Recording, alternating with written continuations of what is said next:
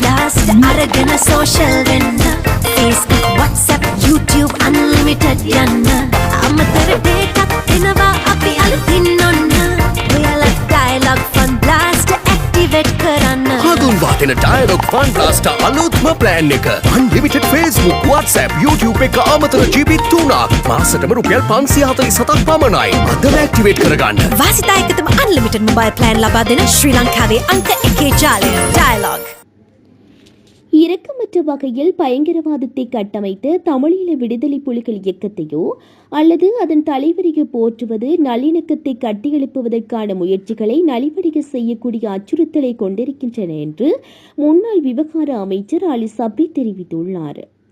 மாவீர தினத்தை முன்னிட்டு கடும் மழைக்கும் மத்தியிலும் வடக்கு கிழக்கு மக்கள் மாவீர துயிலும் இல்லங்களுக்கு சென்று பெரும் உணர்வெளிச்சுடன் மாவீரர்களை நினைவு கூர்ந்தனர். இந்நிலையில் நினைவு கூற தொடர்பில் கருத்து தெரிவிக்கும் போதே முன்னாள் அமைச்சர் மேற்கண்டவாறு கூறியுள்ளார். இது தொடர்பில் மேலும் கூறுகையில், பயங்கரவாதத்தை கட்டமைத்த தமிழீழ விடுதலை புலிகளின் இயக்கத்தையோ அல்லது அதன் தலைவரையோ போற்றுவது நாம் முன்னோக்கி பயணிப்பதற்கு ஏதுவான வழிமுறையாக அமையாது. இனவாதத்தை பரப்புவதற்கு சந்தர்ப்பத்தை எதிர்பார்த்து காத்திருக்கும் தெற்கின் கடும்போக்கு சக்திகளுக்கு அந்த வாய்ப்பை வழங்குவதை தவித்துக் கொள்ள வேண்டும் என அவர் மேலும் கருத்து தெரிவித்தமை குறிப்பிடத்தக்கது. மாணவர்களுடைய பெற்றோர்களுக்கு அறிவித்து அவர்கள் மறுமுனைகள் நிற்கின்றோம், நீங்கள் அனுப்புங்கள் என்று கூறியதன் பின்னரே நாங்கள் மாணவர்களை உளவு இயந்திரத்தில் அனுப்பினோம் என்று நிந்தபூர் காசிப்பில் உளும் அரபுக் கல்லூரி நிர்வாகம் அறிவித்துள்ளது. அம்பாறை காரைதீவில் பாடசாலை மாணவர்களை ஏற்றி சென்ற உளவு இயந்திரம் வெள்ளத்தில் அடித்து செல்லப்பட்ட நிலையில் அதில் பயணித்த 13 பேரில் 5 மாணவர்கள் சடலங்களாக மீட்கப்பட்டுள்ளதுடன் ஒருவர் இன்னும் கண்டுபிடிக்கப்படவில்லை.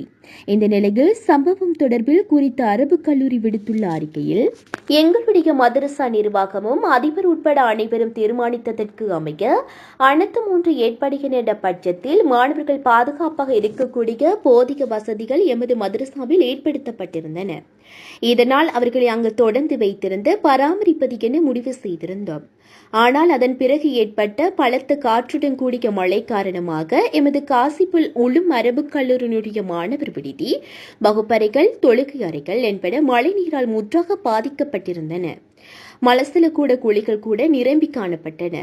இப்படி அடிப்படை வசதிகள் கூட மாணவர்களுக்கு வழங்க முடியாத நிலை ஏற்பட்டதால் மீண்டும் நாங்கள் எங்களுடைய பணிப்பாளர் சபை உறுப்பினர்கள் கூடி முடிவெடுத்தோம்.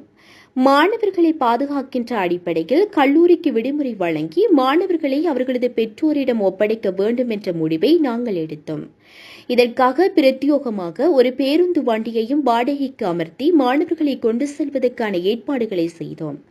ஆனால் சமாந்துரைக்கு மாணவர்களை ஏற்றிக்கொண்டு சென்றபோது காரைதீவிலிருந்து பாதுகாப்பு தரப்பினர் பேருந்து வண்டிக்கு செல்ல முடியாது என்றும் உளவு இயந்திரத்தின் ஊடாக போக்குவரத்து செய்யப்படுகின்றது என்றும் கூறியதன் விளைவாக நாங்கள் அதிலே அனுப்ப சம்மதித்தோம் என நிந்தபூர் காசிப்பில் உளும் அரபு கல்லூரி நிர்வாகம் அறிவித்துள்ளதாக தெரிவிக்கப்படுகின்றமே குறிப்பிடத்தக்கது. ககவத்தை பெல்மடுள்ள ரெல்ஹின தோட்ட பிரதேசத்தில் சீரற்ற காலநிலையினால் பாதிக்கப்பட்ட மக்களை பெருந்தோட்ட மற்றும் சமூக உட்கட்டமைப்பு பிரதி அமைச்சர் சுந்தரலிங்கம் பிரதீப் நேரடியாக சந்தித்து கலந்துரையாடினார். இவ்விடயம் தொடர்பில் கருத்து தெரிவித்த அவர், ரெல்ஹின தோட்ட மக்கள் தொடர்ந்து அவர்களின் குடியிருப்புகளில் வாழ்ந்து வருவது மிகவும் ஆபத்தான ஒரு விடயமாகும். கடந்த அரசாங்கத்தின் அசமந்த போக்கே இதற்கு காரணம். மக்கள் வாழ்வதற்கு பொருத்தமற்ற இடமாக இந்த இடங்கள் அடையாளப்படுத்தப்பட்டிருந்தும் இதுவரையும் உரிய நடவடிக்கை எடுக்கப்படவில்லை. பாதிக்கப்பட்ட ரெல்ஹேன தோட்ட மக்களுக்கு தீர்வினை பெற்றுக் கொடுப்பதற்குரிய நடவடிக்கை எடுக்கப்படும். இவ்விடயம் சம்பந்தமாக உயர்மட்ட குழுக்களுடன் கலந்தாலோசிக்கப்பட்டு வருவதாகவும் பிரதி அமைச்சர் சுந்தரலிங்கம் பிரதீப் குறிப்பிட்டுள்ளமை குறிப்பிடத்தக்கது.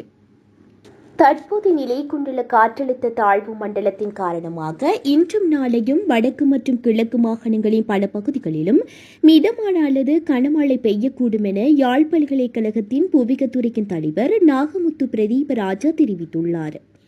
மேலும் வடக்கு மற்றும் கிழக்கு மாகாணங்கள் உட்பட நாட்டின் பல பகுதிகளிலும் பாதிப்பை ஏற்படுத்தி ஆழ்ந்த காற்றழுத்த தாழ்வு மண்டலம் தற்போது பருத்தித்துறையின் கட்கோவளத்திலிருந்து கிழக்காக 430 கிலோமீட்டர் தொலைவில் நிலை கொண்டுள்ளது. இதன் நகர்வு வேகம் மிக மிக குறைவாகவே உள்ளது.